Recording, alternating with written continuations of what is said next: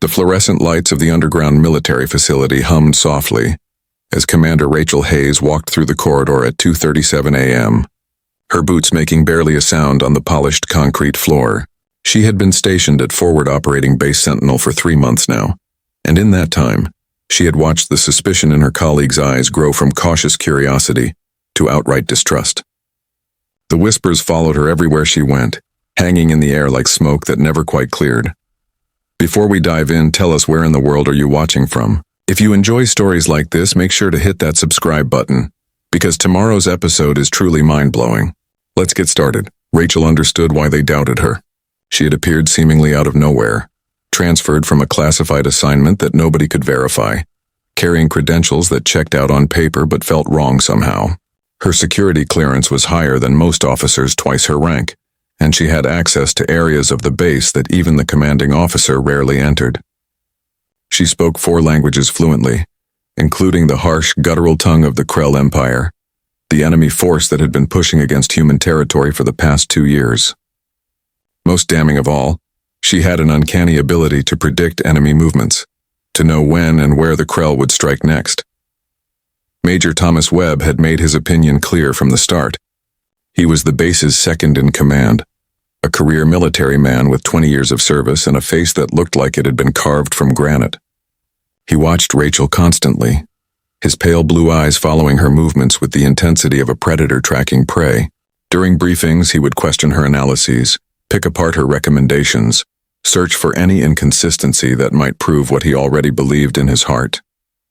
That she was a traitor, a spy, someone who had sold out humanity for whatever the Krell had promised her. The evidence, circumstantial as it was, kept mounting. 2 weeks after Rachel's arrival, a supply convoy had been ambushed on a route that only senior staff knew about. Rachel had been in the planning meeting. A month later, a forward observation post had been overrun in a surprise attack that seemed to anticipate every defensive measure they had prepared. Rachel had submitted the security protocol for that outpost. Then there were the encrypted transmissions that the signals intelligence team kept detecting, brief bursts of data sent on frequencies that the Krell were known to use, originating from somewhere inside the base. The technical team could never quite pin down the source, but the timing always seemed to coincide with Rachel's duty shifts. Base Commander General Catherine Stone tried to remain objective, but even she could not ignore the pattern. She was a tall woman with iron-gray hair pulled back in a severe bun, and she had survived 3 decades in the military by trusting her instincts. Those instincts told her that something was very wrong with Commander Hayes, but they also told her that the truth was more complicated than simple betrayal. So she watched and waited, keeping Rachel close but never quite close enough to cause irreparable damage. Rachel felt the weight of their suspicion like a physical burden. She saw it in the way conversations stopped when she entered a room, in the careful way people positioned themselves to keep her in view, in the subtle changes to security protocols that were clearly designed to limit what she could access. She wanted to defend herself, to explain, but she could not. Her orders were explicit and came from a level of authority so high that even General Stone did not have clearance to know the full truth. All Rachel could do was continue her work and hope that when the moment came, when everything finally made sense, there would still be something left to save. The base itself was a marvel of military engineering, carved deep into the mountains of the frontier world designated as Outpost 7. It housed nearly 2,000 personnel, from combat troops to scientists, all working toward the single goal of holding the line against the Krell advance. The aliens were a formidable enemy, standing nearly 7 feet tall with exoskeletons that could shrug off conventional weapons, and a hive-mind tactical approach that made them devastatingly effective in battle. They had already consumed 3 human colonies, and Outpost 7 was all that stood between them and the more heavily populated inner worlds.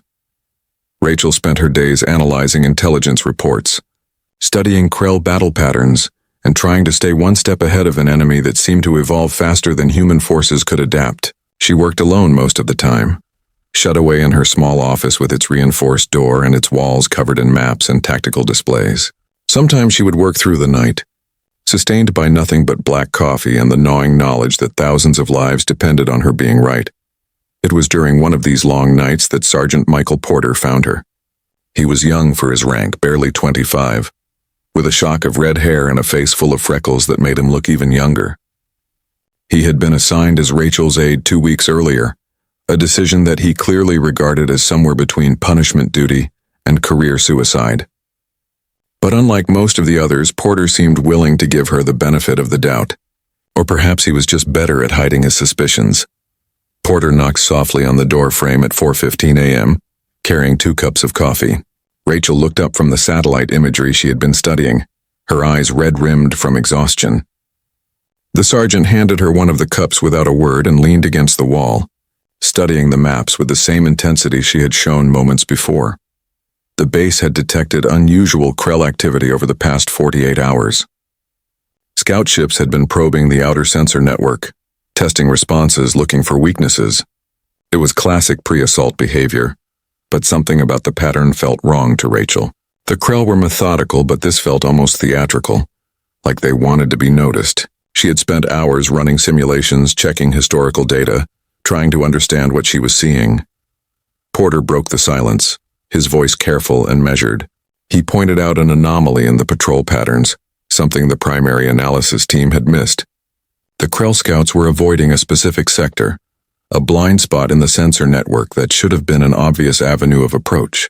They were avoiding it too obviously, like they wanted human forces to notice and commit resources there. It was a feint, a distraction, and suddenly Rachel understood what she was looking at. The real attack was going to come from a completely different direction. The Krell had been studying the base's responses for months, learning how humans thought, how they deployed their forces. They were using that knowledge to manipulate the defensive strategy, to create an opening where none should exist. Rachel's hands flew across her console, pulling up terrain maps and tactical projections. The math was brutal and clear. If the Krell attacked where she thought they would, with the forces currently deployed in the wrong positions, the base would fall within hours. She briefed General Stone at 5:30 a.m., laying out her analysis with calm precision. The general listened without interrupting, her expression giving nothing away. Major Webb was there too, his arms crossed over his chest, his skepticism radiating like heat.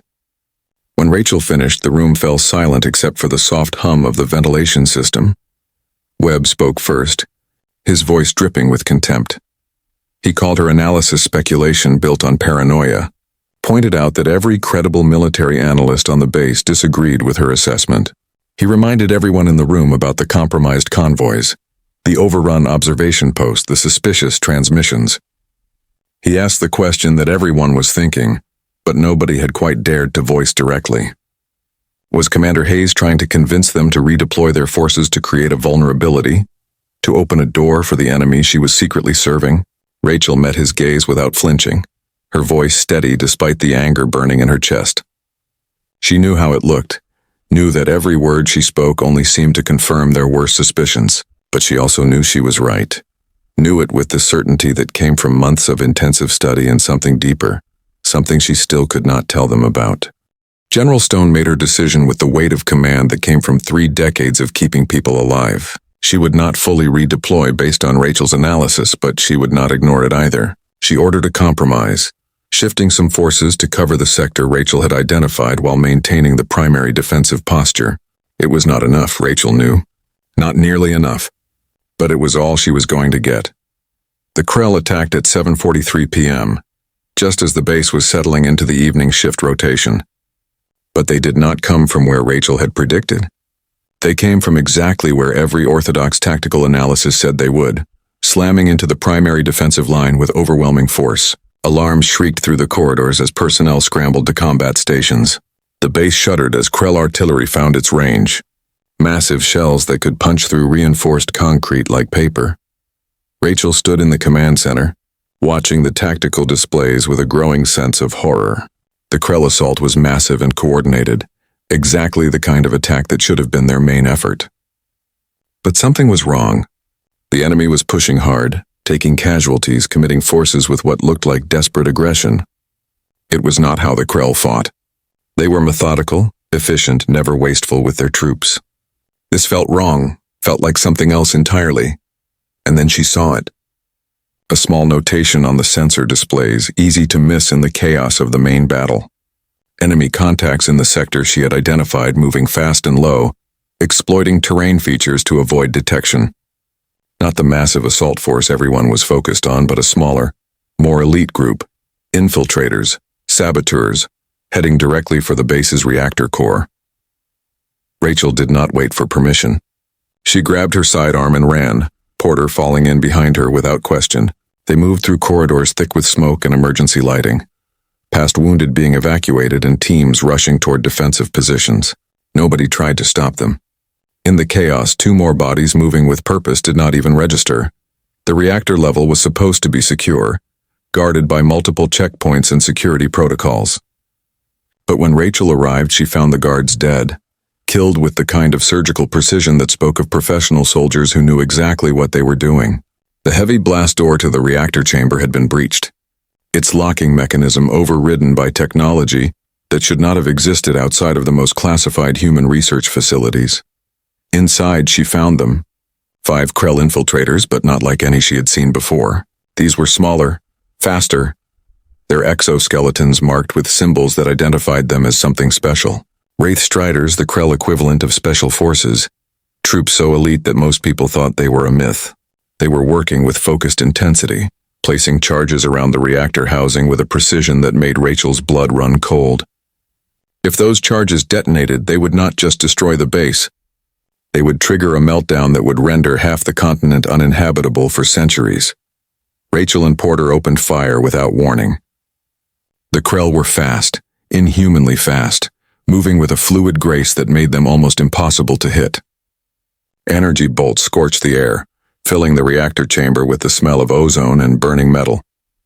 One of the infiltrators went down, then another, but the others adapted immediately, using the reactor machinery for cover and returning fire with weapons that spat superheated plasma.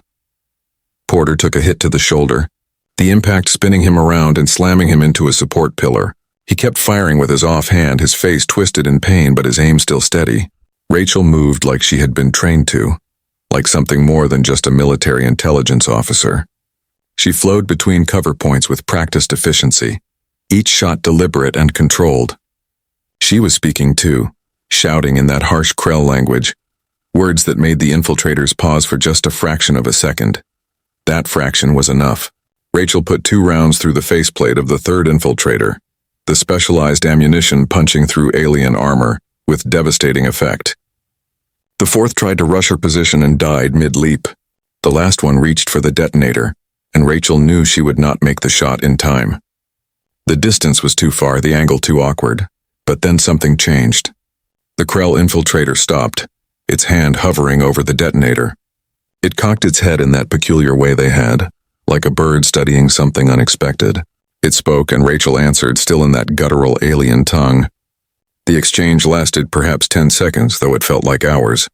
Then the infiltrator slowly, deliberately removed its hand from the detonator. It looked at Rachel one last time, something almost like recognition in its multifaceted eyes. And then it triggered something else, a device on its own harness. The Krell soldier simply ceased to exist, consumed by a burst of energy so intense that Rachel had to shield her eyes. When her vision cleared, there was nothing left but scorch marks and the lingering smell of ozone. The charges around the reactor were inert, their detonation sequences scrambled by the same pulse that had killed their placer. The battle above ground raged for another 3 hours before the Krell suddenly withdrew, pulling back with the same coordinated precision they had attacked with. They left behind hundreds of dead, but achieved none of their objectives.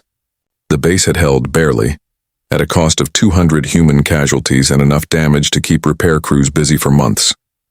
In the aftermath, Rachel sat in General Stone's office at 2:20 a.m., with Major Webb standing like a statue by the door and Sergeant Porter, his arm in a sling, sitting in the corner. The general had a file open on her desk, its cover marked with security classification so high that Webb visibly tensed when he glimpsed them. General Stone explained what most of the base would never know. Commander Rachel Hayes was not a spy. She was something far more complicated. 3 years earlier, she had been captured during a deep space reconnaissance mission, taken by the Krell and held for 8 months before being recovered in a prisoner exchange. During that time, the Krell had done something to her, implanted something in her brain that nobody fully understood. It gave her an intuitive understanding of how they thought, how they planned, how they fought.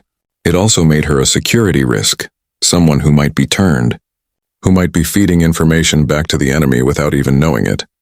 So she had been monitored, tested, watched constantly for signs of compromise. Her assignment to Forward Operating Base Sentinel had been deliberate, a way to see how she would perform under pressure, whether she could be trusted with real responsibility.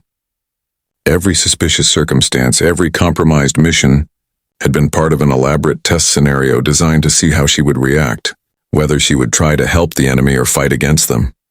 Rachel sat perfectly still as she listened, her face showing nothing. She had suspected some of it, pieced together fragments during long, sleepless nights.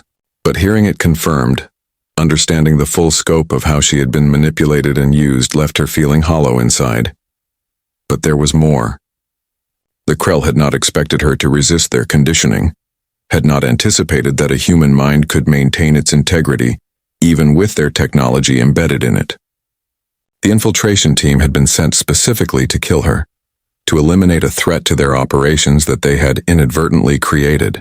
The last Wraith Strider had recognized her, understood what she was, and made a choice. It had deactivated the charges not because Rachel had asked it to, but because in that moment it had seen something in her that transcended the war. A shared understanding, perhaps, or simply respect for someone who had endured what should have broken them and remained whole.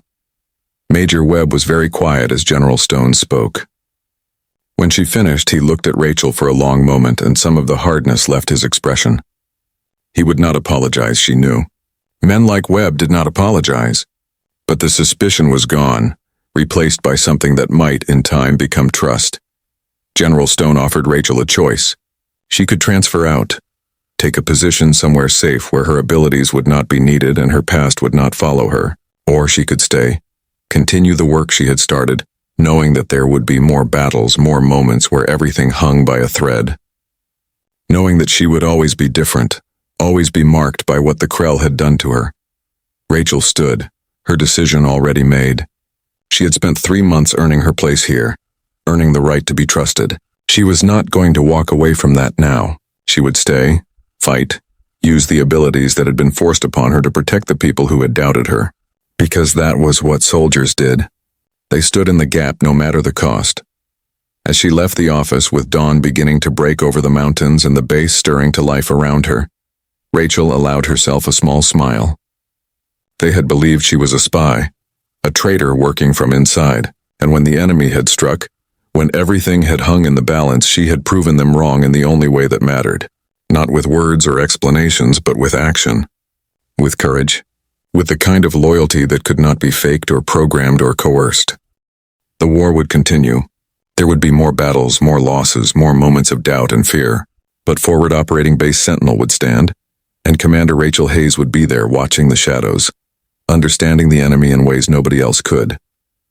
No longer suspected, no longer doubted, finally undeniably one of them.